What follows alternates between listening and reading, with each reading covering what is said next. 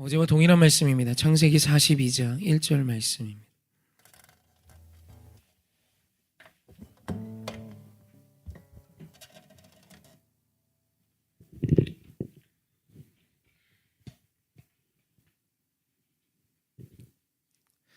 우리 앞에 화면 보시고 한 목소리로 합독하시죠. 시작. 그때 야곱이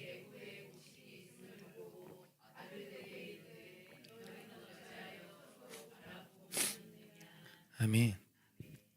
어제는 바라보고만 있는 것, 관망에 대해서 이야기했습니다. 관망만 하지 마십시오. 나아가야 회복됩니다. 나아갈 수 있어야 승리합니다. 그래서 상담하시는 분들이 상담을 하면 다 좋아진다는 이야기를 합니다. 그 이유는 상담이 탁월해서가 아니라 상담을 받기 위해 나오는 그 결정, 나에게 문제가 있고 약함이 있고 더 이상 관망하는 자가 아니라 이제는 나의 모든 연약함을 하나하나 고쳐가겠다는 그 의지적인 결정이 가장 큰 시작점이라고 말합니다. 우리 모두가 때로는 바라보만 보고 싶을 때도 있고, 아니 바라보는 것조차 힘들 때 있죠. 그래도 나의 연약함을 알고, 왜 그런 표현이지 않습니까? 팩트 폭력.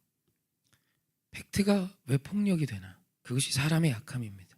사실을 대면하는 것조차 어려운 것이 사람인 거죠. 또 그런 연약한 나에게 주의 말씀이 시작되면, 말씀은 우리의 혼과 영과 골수를 찔러 쪼개죠. 아프다는 뜻입니다. 그 말씀이 임하면 좋은 말씀, 진짜 우리에게 주시는 말씀은 우리를 어렵게 합니다. 그럼에도 불구하고 그 말씀 앞에 아멘하는 것, 순종하는 것이 우리의 성장이며 능력이 되는 줄 믿습니다. 오늘은 이제 기근이 와서 애굽으로 먹을 것을 사러 가는 이야기를 좀 하고 싶어요. 제가 다시 읽을게요. 그때 야곱이 애굽에 곡식이 있음을 보고 아들들에게 이르되 너희는 어찌하여 서로 바라보고만 있느냐. 이 말은 애굽 가서 먹을 것, 우리가 살 수 있는 것 구해오라는 뜻이죠. 우리가 본 이 창세기 42장 1절의 이 고백은, 이 기록은 사실 성경에 꽤 많이 등장했습니다. 아브라함 때도 그랬고 이삭의 때도 그랬고, 그죠? 지금 야곱의 때도 그러고 있습니다. 그리고 이 야곱의 때는 요셉의 때이기도 합니다. 늘 뭐만 하면 애굽입니다. 그래서 애굽을 굉장히 나쁜 어떤 세상적인 어떤 장소의 정점으로 해석하는 분들도 계세요. 사실 하지만 지금 이 야곱으로 내려간 이스라엘 백성은 이제 고센 땅을 후에 얻게 되고 그곳에 정착하죠. 사실 무슨 땅이 나쁘다, 저기가 그릇됐다, 저기가 음란하다, 오늘 성경은 그걸 이야기하는 것이 아니라 사실 오늘 우리가 좀 생각해야 하는 것은 왜 하나님은 애굽 땅이 아닌 가나안 땅을 주셨냐 하는 거예요. 사실 지금 이런 문제가 일어나는 이유는 가나안 땅은 애굽보다 훨씬 더 척박한 땅이어서 그렇습니다. 기근이 오면 물론 지금 이 이야기는 요셉을 통해 하나님께서 그 흉년을 통해 흉년을 준비케 하셨죠. 그것이 모두를 살리는 통로가 되었지만 사실은 그 이전에 있었던 모든 일들은 이 땅의 문제가 컸습니다. 그리고 무엇보다 애굽이 7년이라는 긴 기근을 견딜 수 있는 이유도 그 땅의 풍요함에 뿌리를 두고 있어요.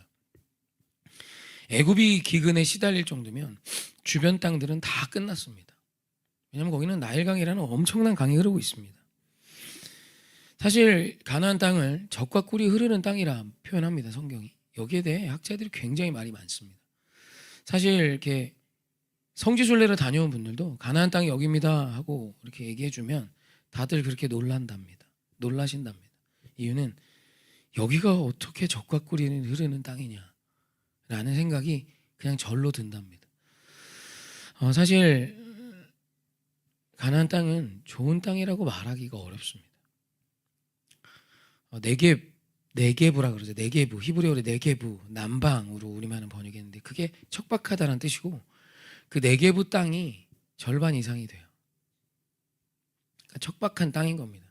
최초의 아브라함이 가나안 땅으로 이주하고 난 뒤에 거기에 사람들이 살고 좋은 땅에 다 사람들이 사는 거예요. 그래서 베델로 올라가죠.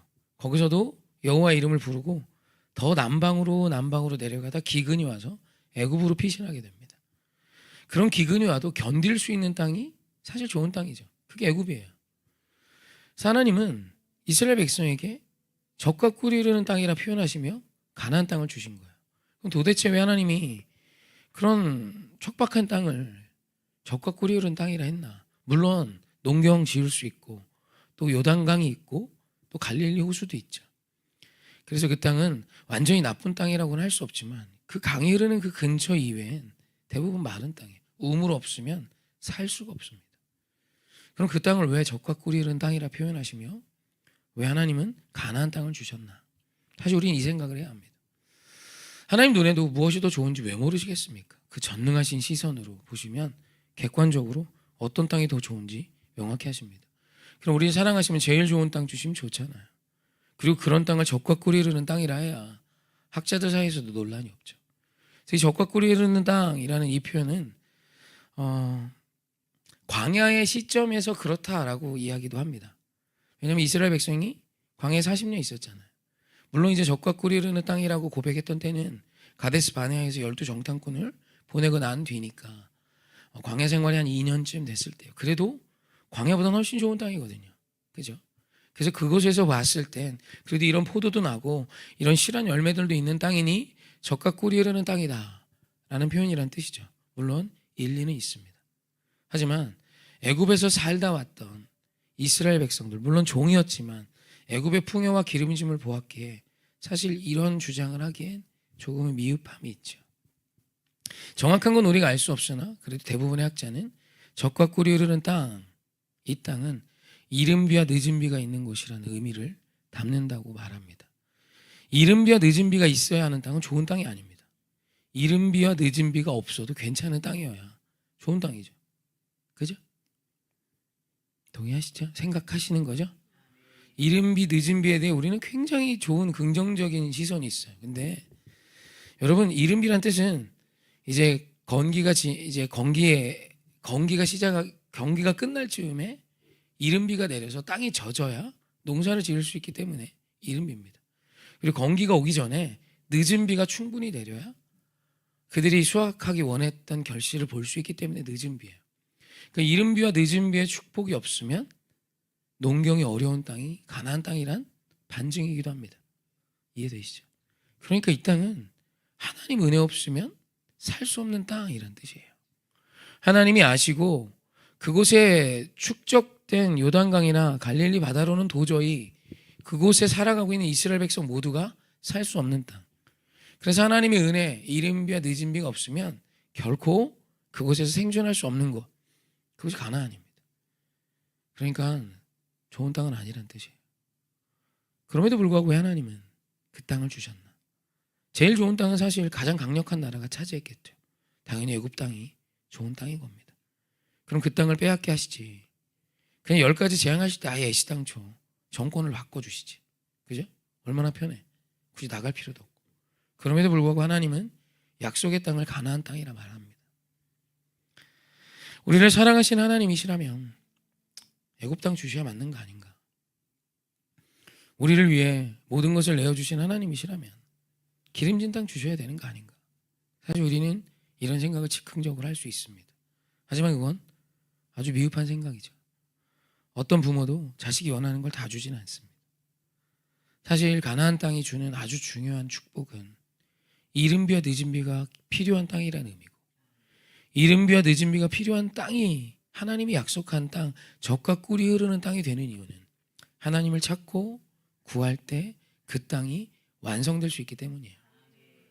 하나님 없어도 되는 땅은 저주입니다. 그래서 광야가 복이 되는 거예요. 광야를 통해 하나님을 찾는 법, 도저히 물 한 방울, 오늘 먹을 만나가 없으면 살 수 없는 그 땅에서 능히 우리를 살리신 그 주님을 신뢰함을 훈련하는 곳, 상처와 아픔이 있는 그곳, 불편함과 찌름이 있는 그곳, 내 자녀가 배고프다 호소해야 하는 그곳, 그 광야를 통해 우리 하나님은 하나님을 신뢰하는 삶을 훈련시키시고, 그리고 요단을 건너, 믿음으로 요단을 건너 가나안 땅을 정복해 하시며 이른 비와 늦은 비를 기다리며 하나님을 찾고 또 찾는 그 거룩한 믿음이 핵심이 되어야 하는 땅, 주님과 함께 하지 않으면 살 수 없는 땅, 그것이 가나안이며 약속의 땅인 이유입니다. 그래서 우리가 예수를 믿다 보면 가나안 땅에 있는 우리가 애굽을 사는 듯한 세상의 사람들을 볼 때가 있어요. 있죠?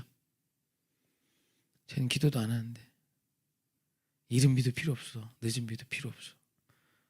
제가 좀 성경을 아니까 뭐 이런 고급적인 단어 쓰지, 원초적으로 표현하면 이렇지 않죠? 저것들은 뭔데? 막, 악인들 막 그러면서, 그죠? 그래서 잠언을 봐도 그렇고 선지서를 봐도 그렇고 악인에 대한 형통으로 고민하는 사람들이 엄청 많아요. 쟤는 예수도 모르는데 하나님 왜 떵떵거리면서 합니까? 여러분, 물론 그 이면을 보면 절대 그렇지 않습니다. 아름다움이 없습니다. 그 가정은 행복하지 않습니다. 온갖 소송과 아픔이 가득한 곳, 그것이 오늘 우리가 그냥 좋아 보이는 세상에 대한 실체예요. 그래도 우리 눈에 볼 때 좋아 보이죠. 돈이 많아요. 돈 많으면 애굽 땅이잖아요. 지금 그쵸? 돈이 핵심 같아요.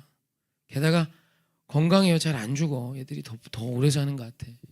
장수의 복도 세상에 더 많이 갖는 것 같고, 그죠? 여러분, 그럼 그때 가나안 땅에 하나님의 은혜 없이 살 수 없는 내 삶을 기뻐하십시오. 그게 믿음입니다.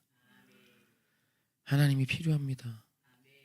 하나님, 내 인생에 주의 말씀이 들려야 저는 삽니다. 하나님 말씀 없으면 저는 또 교만합니다. 주의 은혜 없으면 주님 저는 또 오만합니다. 주님 은혜 없으면 저는 또 죄인의 길에 살아갑니다.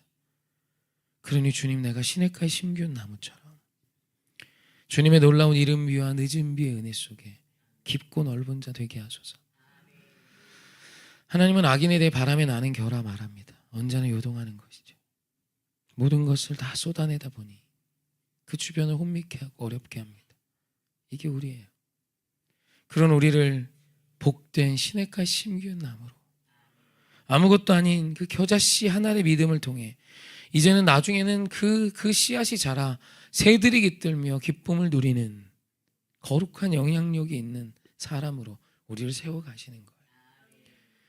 때론 가나안 땅이 불편한 거 저도 너무 잘 압니다. 저도 이렇게 목회하는데 돈 좀 있었으면 하는 마음이 있습니다. 주일날 보면 막 복도가 터질 것 같아요. 건물 있으면 얼마나 좋아, 그죠? 로비도 좀 있고, 그죠? 이게 층이 좀 나눠져 있어서 안 시끄러우면 얼마나 좋아. 아직은 돈 많아서 뭐 내가 좋은 집 살아야지 이런 생각 잘 안 합니다. 제가 생각하는 거, 하나님 그런 거 있으면 좀 좋겠습니다. 이런 생각 왜 안 듭니까? 우리 사랑하는 아이들, 우리 사랑하는 성도님들 좋은 환경에서 예배드리면 얼마나 좋습니까? 근데 우리 주님이 지금 우리에게 주신 가나안은 여기입니다. 지금의 상황 앞에 하나님이 주신 은혜에 감사하지 못하면 다음이 있을 수 없어요. 다음으로 나아가기 원하십니까? 회개하는 자만이, 오늘 이곳에서 감사하는 자만이, 오늘 나에게 주신 한 사람 한 사람 앞에 아멘하며 순종하는 자만이 그 귀한 주님의 은혜를 누릴 수 있는 것입니다. 이른 비와 늦은 비가 필요한 인생이어서 불편하십니까? 아니요. 하나님을 찾으십시오. 주님 없으면 살 수 없는 인생임을 아시고, 주님, 이 못난 자가 또 기도합니다. 회개합니다. 내 자녀를 붙드시고 이른 비와 늦은 비의 은혜를 허락하여 주시옵소서. 여러분, 그것이 믿음입니다. 왜냐하면 하나님께 가까이함이 가장 큰 복이기 때문이에요. 그래서 시편 73편 28절 말씀, 너무 좋아하는 말씀인데요, 함께 합독합시다. 시작. 하나님께 가까이함이 내게 복이라. 내가 주 여호와를 나의 피난처로 삼아 주의 모든 행적을 전파하리이다. 아멘. 우리 하나님은 가나안 땅에서 하나님을 주기 원하시는 겁니다. 사실 그것도 위험해요. 왜냐하면 기도 한도에 안 해도 살 수 있거든요. 근데 광야는 아니에요. 오늘 기도 안 하면 죽는 겁니다. 그래서 하나님이 광야의 때를 신혼의 때라 말합니다. 거기서 이스라엘 백성 얼마나 불평했습니까? 그죠? 근데 하나님은 광야의 때를 신혼의 때라 그래요. 결혼을 하고 난 신혼의 때. 지금이야 이제 다 갖고 시작해서 신혼의 때가 별 볼 일 없을지 모르겠어요. 근데 저만 해도 여기 개척하고 와서 처음 양문형 냉장고 사고 그 앞에서 1시간 묵상했습니다. 문을 100번 열어봤습니다. 와우, 와우, 와우. 그것도 저희 거 아니고 교회 거 샀습니다. 교회 친교실에 그거 사다 놓고 와우를 몇 번 했는지 모릅니다. 그때 저희 썼던 냉장고는 중고로 5만 원 주고 산 요만한 냉장고였어요. 이렇게 그냥 2개, 투도어짜리 있잖아요. 양문형도 투도어네요. 네. 그 신혼회 때 그냥 그 사람만 있으면 충분했던, 그와 함께하면 됐던 그때, 광야 때 너무 부족했지만 광야 때 이스라엘 백성 모두 하나님을 찾았어요. 하나님 배고파요. 하나님 마실 거 없어요. 하나님, 하나님, 하나님. 그게 하나님 너무 좋으셨던 거예요. 불평이어도 나와 함께 가는 네가 좋아. 근데 하나님은 우리의 구함 앞에 답하시죠. 가나안 땅 주셨고요. 심지어 하나님이 나를 버렸노라 말하며 왕을 달라 하자 왕도 주십니다. 하나님 우리가 원하시는 것 앞에 많이 답하세요. 하지만 그 풍요 앞에 하나님을 떠난다면 하나님 또 일하실 겁니다. 잠깐 광야 행이야. 광야 와. 그럼 그곳에서 다시 하나님을 찾는 훈련을 하는 거예요. 여러분 다윗이 왜 탁월한지 아십니까? 나단 선지자가 와서 다윗에게 말합니다. 너가 죽여야 된다고 했던, 죽일 놈이라고 했던 그 놈이 너야. 세상에 이런 표현을 왕 앞에 하면 죽죠. 나단 같은 선지자는 목 몇 번 떨어졌습니다. 근데 왕이 그 얘기를 듣고 회개합니다. 다윗의 탁월함은 풍요 중에도 하나님의 음성이 임하면 불편하고 괴롭지만 아멘한 거예요. 그래서 다윗이 될 수 있었고, 그 다윗의 그 부강함과 풍성함을 잃어버리지 않을 수 있었던 것입니다. 여러분 어떤 부모가 내 자녀가 무너지고 있는 꼴을 봅니까? 매를 꺾어서라도 그 자녀가 돌아오길 원하는 것이 부모의 참 사랑이 아니겠습니까? 사랑하는 분들, 지금 우리 인생이 가나안 땅입니까? 감사하십시다. 순종하십시다. 주님의 놀라운 은혜 앞에 무릎 꿇으십시다. 그 가나안의 이른 비와 늦은 비의 축복을 주시며 다른 나라들이 부러워하는 나라로 세워가실 거예요. 애굽 같은 땅이 아닌 것 같지만 어느 순간 어느 때가 되면 애굽도 와서 도움을 청해야 되는, 하나님이 다스리는 나라의 놀라운 은혜를 우리에게 보여주시기 원하세요. 그러니 이 가나안 땅에서 우리 주님과 함께 동행하십시다. 풍요한 그때에 더 주님을 찾으시고, 어려운 그때는 당연히 찾으시고, 주와 함께 가까이함이 복이 되어 그 은혜를 그 피난처로 삼아 주의 모든 행적을 말하며 전하는 저와 여러분이길 주님의 이름으로 축원합니다. 아멘.